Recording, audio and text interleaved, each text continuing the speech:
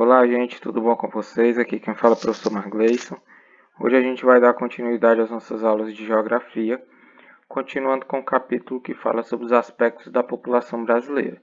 Então a gente vai falar um pouco ainda da questão da população brasileira, começando falando aqui a respeito da estrutura da população brasileira, conhecida aí como a pirâmide etária. Então, nos últimos anos, a gente estudou lá na última aula que a gente teve, que a população brasileira ela está aumentando sua esperança de vida ao nascer. Cada ano que passa, as pessoas que vão nascendo no Brasil, elas têm a esperança de viver mais, a expectativa de vida chamada, ela está aumentando. Então, se antes a pessoa tinha lá a expectativa de viver 50, 60, 70, está com mais de 70 anos já de expectativa de vida. E também a gente tem um aumento das taxas de natalidade e mortalidade. Tudo isso vem provocando uma mudança na chamada pirâmide etária brasileira. A gente tem aqui dois exemplos de pirâmide etária de 10 anos de diferença, porque a gente já percebe um pouco dessa questão da diferença. Ó. Aqui em 2004 a gente tem uma pirâmide etária com a base maior, a gente já percebe que aqui a última parte de 0 a 4 anos, ela já estava reduzida. E a gente tem um meio mais arredondado. Mas ela está lembrando bem a questão de uma pirâmide. Somente aqui o último é que já não está mais lembrando realmente. Em 2014, a gente já percebe que está bem mais arredondado. Diminuiu muito a questão aqui da base de ser mais comprida. A gente tem uma pirâmide mais por igual. O topo aqui, ó, pessoas que vivem mais de 80 anos já aumentou bastante. O meio dela aqui também está mais reduzido. Então, isso aqui mostra essas mudanças que a gente está vivendo. Daqui em 2014. Daqui a uns anos, a gente vai ter uma pirâmide com a base menor e cada vez mais o topo vai ficando mais largo.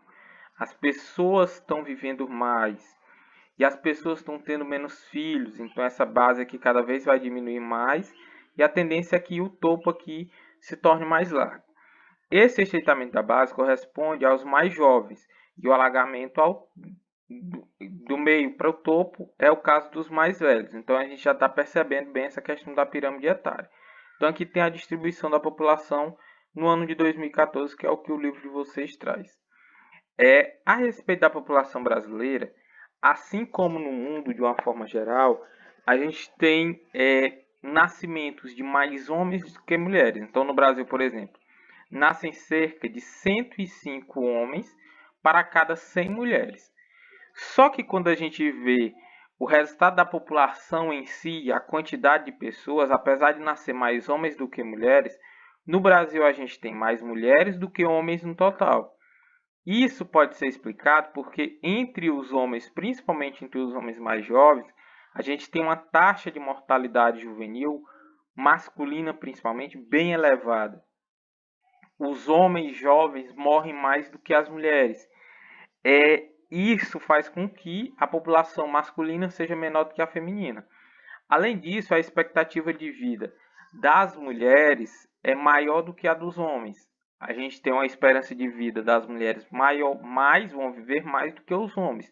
Está relacionado muito à questão de se cuidar. O homem geralmente não se cuida tanto quanto as mulheres na questão de alimentação, cuidados de uma forma geral. Então a gente tem aqui a evolução da porcentagem de homens em relação ao número de mulheres, de 1980 até a expectativa que seja lá em 2060. Então, em 1980 a gente tinha 98,7 homens para cada 100 mulheres. E olha como está diminuindo ao longo do tempo. Ó.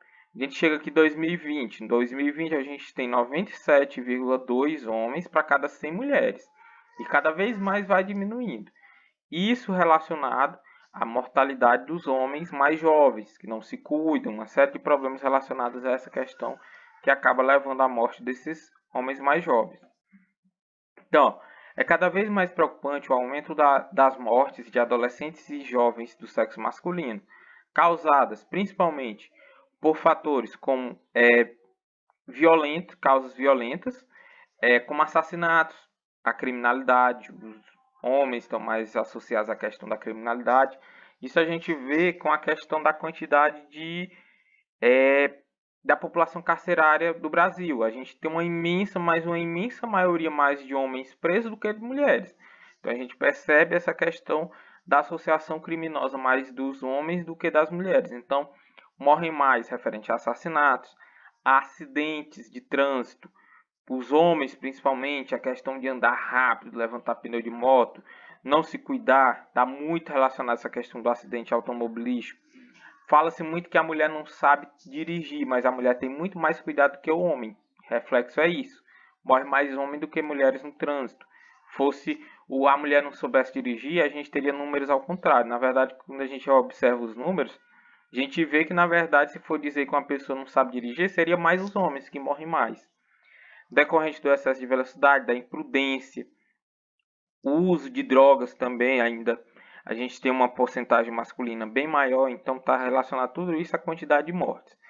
Essa quantidade de mortes acaba gerando consequências de uma forma geral dentro da sociedade. A gente vai ter, além da perda da vida em si, a perda, a sequela familiar, o desgaste que vai ter dentro da família, a gente vai ter os gastos sociais e econômicos que o governo tem que ter para tentar diminuir essas perdas que a gente tem. Então a gente vai ter o aumento do gasto com prevenção, campanhas contra acidente no trânsito, campanha contra o uso de droga, a coibição da violência, maior fiscalização, aumento da questão das forças policiais para combater a violência e o uso da droga. Então, campanhas relacionadas ao uso da droga e o combate ao uso da droga. Tudo isso vai gerar gastos aí sociais e econômicos de uma forma geral dentro de um país. A outra parte do capítulo do livro de vocês, ele vai falar a respeito da chamada PEA. PEA é a sigla que significa População Economicamente Ativa. É a população que está em idade de trabalhar. Essa população que está em idade de trabalhar. Então, dessa PEA, a gente tira os jovens, as crianças e jovens adolescentes que não trabalham e os idosos que já passaram da parte de se aposentar, já estão aposentados. Então, aqui está tratando exclusivamente da população que tem idade de trabalho do Brasil. Aqui a gente vai falar um pouco sobre essa questão. Então, no Brasil, a gente tem uma população economicamente ativa, população economicamente que trabalha, distribuída nos 3 setores aqui, chamados setores primário, secundário e terciário. Então, vamos imaginar o seguinte, todos os países têm essa PEA. Ela dá mais ou menos uma noção da riqueza de um país, do desenvolvimento, não é nem da riqueza, do desenvolvimento de um país. Então, no Brasil, a gente tem, por exemplo, 14,2%, isso aqui no ano de 2014. 14,2% da população brasileira trabalha no setor primário, que é a agricultura. Então, a gente pega toda a população brasileira que trabalha, 14,2% trabalha no campo, na questão da agricultura. É muita gente. Só analisando a população economicamente ativa, os setores que trabalham, a gente consegue analisar o desenvolvimento de um país. Por exemplo, se 14,2% da população trabalha, quer dizer que tem muita gente trabalhando no campo. Isso significa, na análise feita a partir dos números, que no Brasil é preciso muita gente para produzir alimentos. Lá nos Estados Unidos, que tem uma população maior do que a nossa, apenas aproximadamente 1% da população dos Estados Unidos trabalha no campo. Então é necessário menos gente trabalhando para produzir mais. Significa que lá eles têm uma agricultura mais moderna, mais máquinas, mais desenvolvimento. É necessário menos gente para produzir mais. No Brasil, apesar da agricultura em algumas regiões ser bem desenvolvida, a utilização de maquinários e tudo mais, a gente ainda é necessário muita questão da mão de obra, principalmente em agricultura familiar. Então a gente percebe que tem muita gente trabalhando. Em países ricos, essa porcentagem é mais ou menos de 1%. No Brasil, 22,3% trabalha no setor secundário. Esse setor secundário é a indústria, a construção civil. Em países ricos, a gente tem mais ou menos uma taxa de 27, 28% da população trabalha nesse setor. Então, no Brasil, é um setor que ainda está um pouco reduzido. E 63,5% trabalha no setor terciário. Esse setor aqui, gente, é o que faz o país realmente funcionar. É o comércio, é a venda, é os serviços prestados, é o médico, é é o serviço de uma forma geral. Então isso aqui é onde o dinheiro realmente gira no país. Em países ricos, essa porcentagem ela está na casa mais ou menos de 70%. No Brasil a gente tem um pouquinho menos. Então os números ideais seriam 1%, 28%, 29% e 70% nessa distribuição. Essa aqui é a população economicamente do Brasil de uma forma geral. Aqui a gente tem o gráficozinho que traz no livro de vocês mostrando, ó, serviços, serviço, comércio e reparação aqui junto, a agricultura, a indústria e a construção do outro setor. Então, primeiro é setor primário, secundário e terciário. Aí, dentro dessa população economicamente ativa, a gente tem as diferenças relacionadas, por exemplo, a homens e mulheres. Quando a gente compara a população que trabalha, sexo masculino e sexo feminino. No Brasil, em 2014, da população que trabalhava, 43% era do sexo feminino. Cerca de 57, mais ou menos 56,8% é do sexo masculino. Em países ricos, países desenvolvidos, a porcentagem é igual, 50 a 50. Então, no Brasil, a gente tem mais homens do que mulheres trabalhando. Apesar disso, aqui no Brasil, a gente tem um grande problema. As mulheres que entram no mercado de trabalho, geralmente, além de sofrer a discriminação já pelo fato de ser mulher, elas enfrentam muito a questão da desigualdade.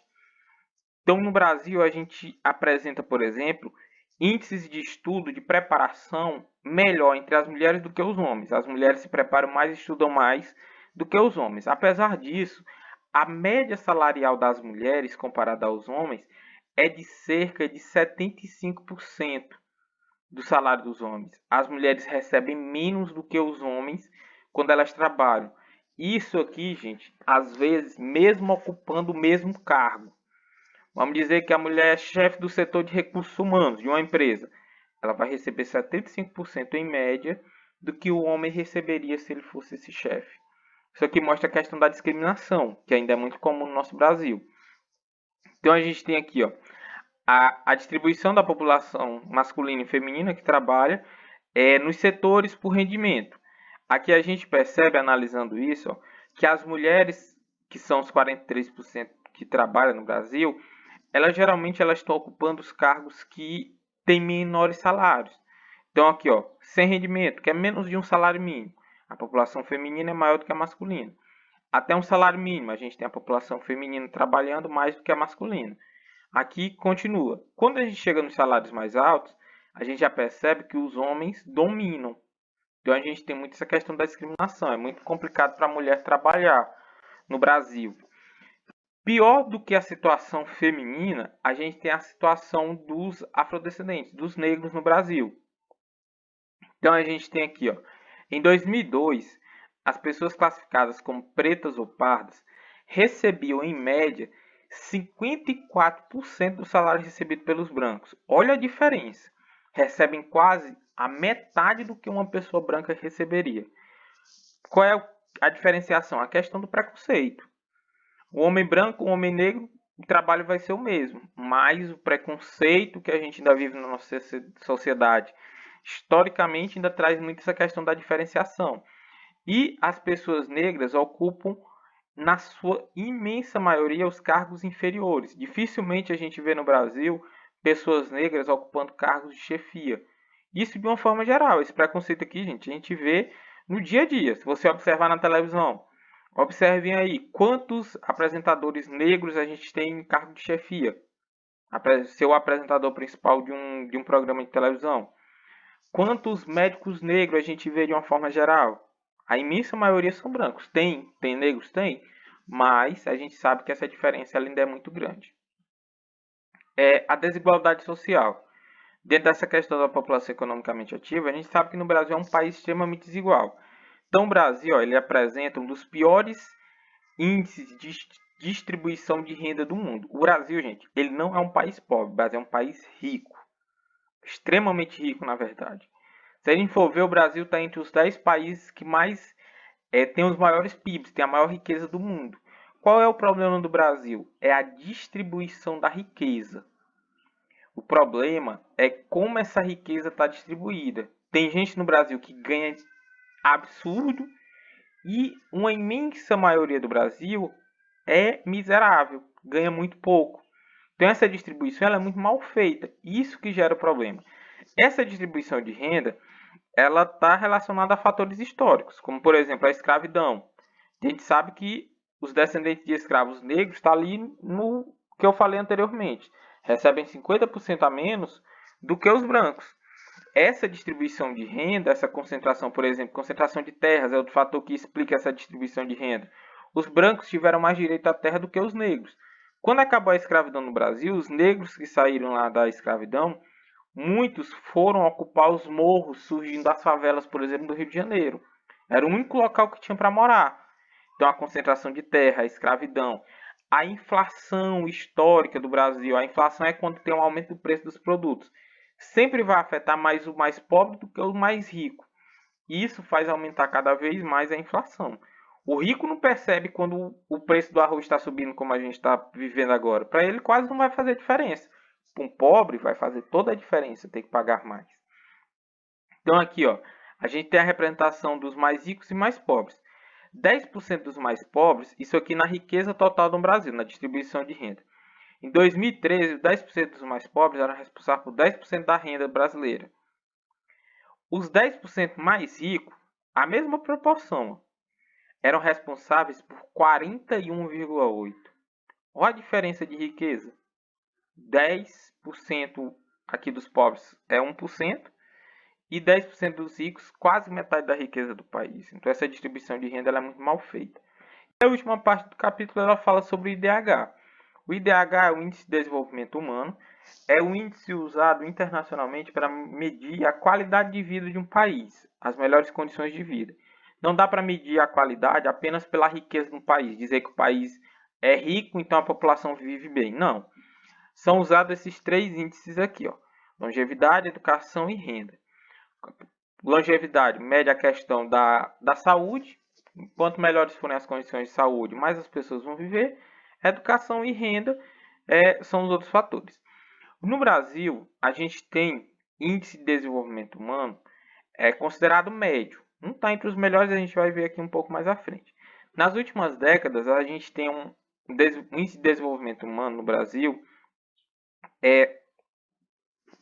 na faixa mediana, como eu falei, mas a gente vai ter um destaque aqui no índice que mais está se desenvolvendo, mais está crescendo, é o setor de educação.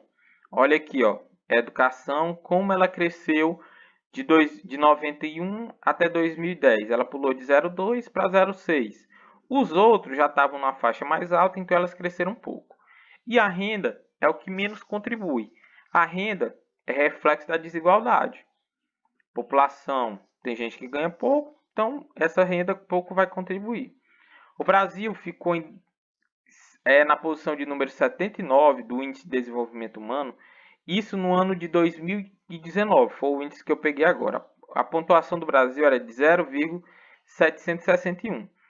Essa pontuação ela vai de 0 a 1. Quanto mais perto de 1, quer dizer que mais desenvolvido você vai ser. Os países que têm os melhores índices são Noruega, Suíça, Finlândia, Austrália.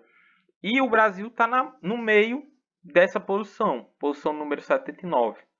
A gente está atrás de países, até países vizinhos aqui, como Chile, Argentina, estão na frente do Brasil. E aqui a gente tem essa representação por estado. Os estados melhores e os piores. O melhor estado é o Distrito Federal e o pior estado aqui é Alagoas. O Piauí é o terceiro pior IDH do Brasil. Isso aqui no ano de 2010. Então, gente, essa foi nossa aula de hoje. Espero que vocês tenham entendido. Qualquer dúvida que tenha ficado, podem entrar em contato que eu estou à disposição de vocês. A gente encerra por aqui. Tchau, tchau. Fiquem bem e até mais para vocês.